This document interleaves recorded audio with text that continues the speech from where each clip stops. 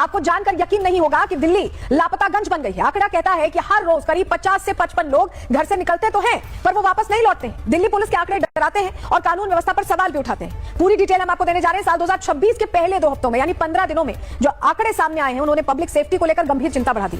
साल की शुरुआत के साथ ही दिल्ली से लोगों का गायब होने का जो सिलसिला शुरू हुआ है, वो थमने का नाम नहीं ले रहा है। पहले 15 दिनों में ही सैकड़ों लोगों के लापता होने की शिकायतों ने सुरक्षा व्यवस्था पर गंभीर सवाल खड़े कर दिए हैं। सबसे चिंता की बात यह है कि गायब होने वालों में आधी से ज्यादा संख्या महिलाएं और नाबालिगों की है, जो दिल्ली को महिलाओं के लिए असुरक्षित होने की भयावह तस्वीर पेश कर रहे हैं। दिल्ली कैसे लापतागंज बन रहा है और यहां से अब तक कितने लोग गायब हुए हैं, ये बहुत सारे सवाल हैं आपके मन में भी होंगे कि आखिर लापतागंज कैसे बन गया है दिल्ली, और इस तरह की घटना दिल्ली में राजधानी में हो कैसे रही। अगर आपके मन में ये सवाल है तो सवाल का जवाब हम तलाशने जा रहे हैं। आपको थोड़ी डिटेल दे देते हैं कि क्यों हम ऐसा कह रहे हैं कि दिल्ली वाकई लापतागंज बन गया है। चलिए जानकारी आपके सामने रख रहे हैं, आपको बताते हैं। दरअसल 1 से 15 जनवरी के बीच इन 2 हफ्तों में बताया गया कि दिल्ली में 800 से ज्यादा लोग गायब हो गए, जिसमें सबसे ज्यादा महिलाएं और लड़कियां शामिल हैं।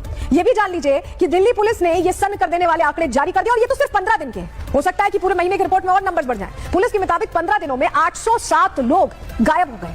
हर दिन औसतन 54 लोग दिल्ली से, राजधानी से लापता हो रहे हैं। हर घंटे 2 से ज्यादा लोग गायब हो रहे हैं और ये आंकड़े डरा रहे हैं। इन मामलों में 191 नाबालिग हैं, 616 वयस्क यानी बालिग बताए जा रहे हैं। पुलिस ने मुस्तैदी दिखाते हुए 235 लोगों को तो ढूंढ निकाला है, लेकिन बाकी के लोग कहां हैं? अभी तक 572 लोगों का कोई सुराग, कोई पता नहीं मिल पाया है, और ये आंकड़े चिंताजनक हैं। इसीलिए चिंताजनक है क्योंकि ये बताता है कि अभी दिल्ली में ये हो रहा है, सोचिए बाकी इलाके, राजधानी में अगर ऐसा हो रहा है तो बाकी जगह क्या हो रहा होगा। इसको लेकर संदीप पाठक ने भी सवाल खड़े किए हैं। उन्होंने क्या कहा है, उन्हें सुनिए। दिल्ली पुलिस ने आरटीआई के एक डेटा में इन्फॉर्म किया कि 2024 में लगभग 6000 बच्चों मिसिंग हो गए, उनकी उठाईगिरी हो गई या किसी भी तरीके से वो मिसिंग हो गए। ऑनरेबल चेयरमैन सर, ये सिर्फ 2024 की बात नहीं है, आप साल दर साल देखते जाएंगे तो 6000, 7000 बच्चे मिसिंग होते जा रहे हैं। इसमें 72% जो मिसिंग हो रहे हैं बच्चे, वो गर्ल चाइल्ड है। ऑनरेबल चेयरमैन सर, ये जो मिसिंग हो रहे हैं बच्चे, उनमें से about 40 to 50% belong to minor category. Delhi metro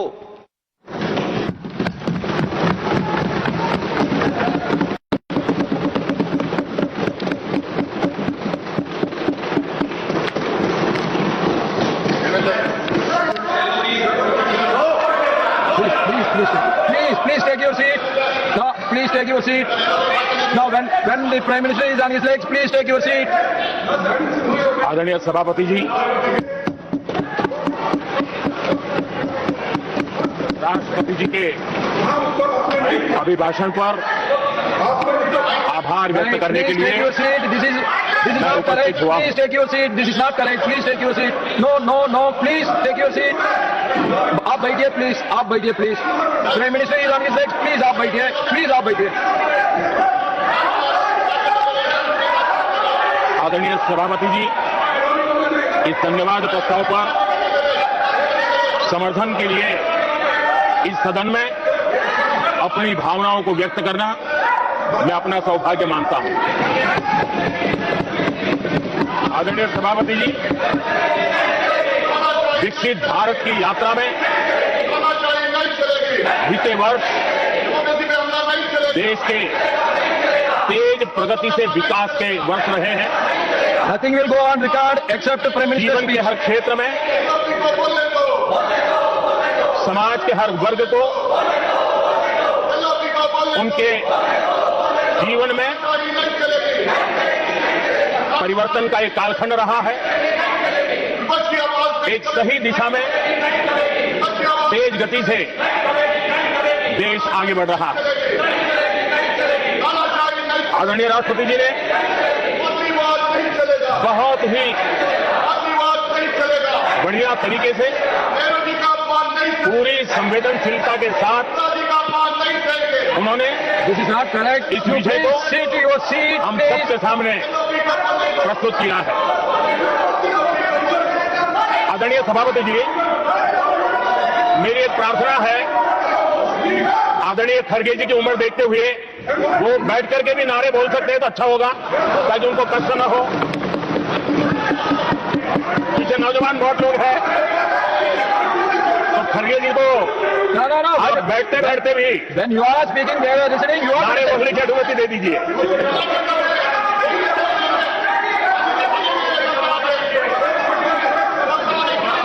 आदरणीय सभापति जी, राष्ट्रपति जी ने इस देश के मध्यम वर्ग, इस देश के निम्न मध्यम वर्ग इस देश के गरीब, इस देश के गांव, इस देश के किसान, महिलाएं, विज्ञान हो, प्रौद्योगिकी हो, कृषि हो, सभी विषयों को लेकर के बहुत ही विस्तार से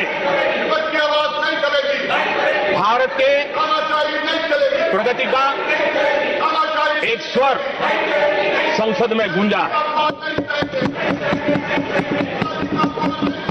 देश के नौजवान भारत के सामर्थ्य को कैसे आगे बढ़ा रहे हैं, इसकी भी विस्तार से चर्चा की है। हर वर्ग के सामर्थ्य को उन्होंने शब्दांकित किया है। और इतना ही नहीं, आदरणीय राष्ट्रपति जी ने भारत के उज्जवल भविष्य के प्रति एक विश्वास व्यक्त किया है। ये अपने आप में हम सबके लिए प्रेरक है। आदरणीय सभापति जी,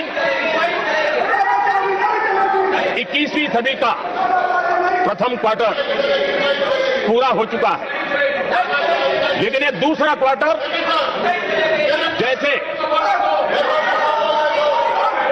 पिछली शताब्दी में भारत की आजादी के जंग में दूसरा क्वार्टर बहुत ही निर्णायक बना था। मैं साफ साफ देख रहा हूं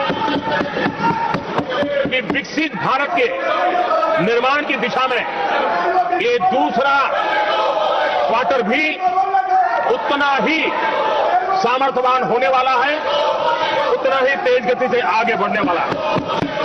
और इसलिए आदरणीय सभापति जी, राष्ट्र का हर व्यक्ति ये महसूस कर रहा है कि एक अहम पड़ाव पर हम पहुंच चुके हैं। अब न हमें रुकना है, न हमें पीछे मुड़ करके देखना है। आगे ही आगे देखना है, तेज गति से चलना है और लक्ष्य को प्राप्त करके ही हमें सांस लेनी है। उस दिशा में हम आगे बढ़ रहे हैं। Accept the Prime Minister's speech.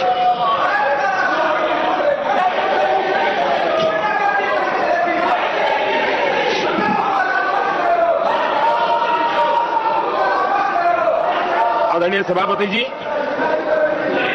वर्तमान में अगर हम देखें तो भारत के भाग्य के अनेक सुयोग एक साथ हमें नसीब हुए। ये अपने आप में बहुत ही उत्तम संयोग है, ऐसा मैं मानता हूं। सबसे बड़ी बात है, विश्व के समृद्ध से समृद्ध देश भी बुजुर्ग होते जा रहे हैं। वहां की आबादी